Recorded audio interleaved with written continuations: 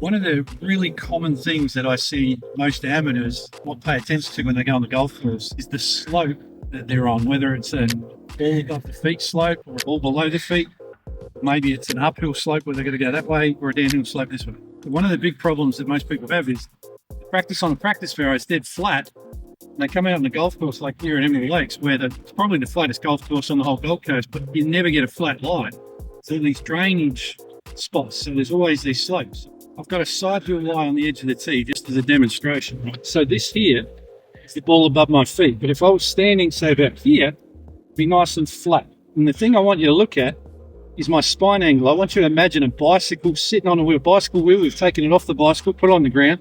Axis would be sitting like that, and the bicycle wheel would be around here. I want you to imagine my spine is that axis, and I would be swinging like this, coming down, clipping the ground at that height. So I've tried to keep my height pretty good, and then coming all the way through that plane. If I get to this one now, with the balls above my feet, and I stay at that same height, what I'm most likely going to do is end up having my low point too low.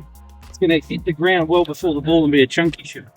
So what I'm going to do is I'm going to focus on from my hips. I'm going to move that axis on that wheel, right, so that I come up. Then what happens is the whole outside rim of the wheel comes up a little bit as well. Now it's only marginal, so it's from here to probably there.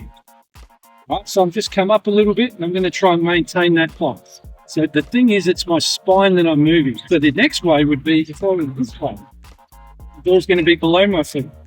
If I was at my normal height, I would probably come through, probably be a bit too high, and I'd top it or I'd thin it, or maybe miss it altogether. So what I'm going to do from here, once again, from my hips, just bend a little more, so that I can once again bring that outside edge of the bicycle wheel down. If I'm going this way, which is now an upslope, one of the things that I don't want to do is still stay at the same height, because this club's going to go and dig into the ground a fair bit.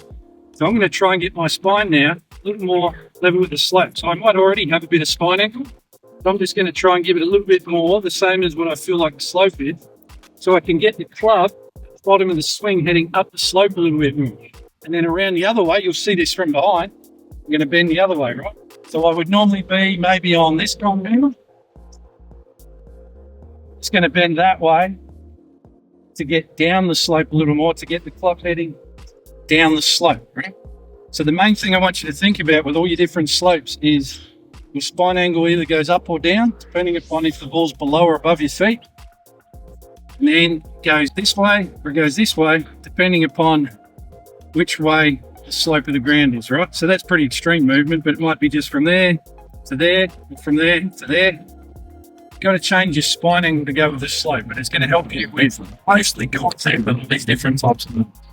If you're enjoying what you're watching and you want to come and work with me in person, come and join me at the Gold Coast here in Australia. Have a golf holiday and break that bag golf and play the golf of your dreams in the space of 3 days. All the details are down below on my website. And don't forget to subscribe to the channel. Cheers.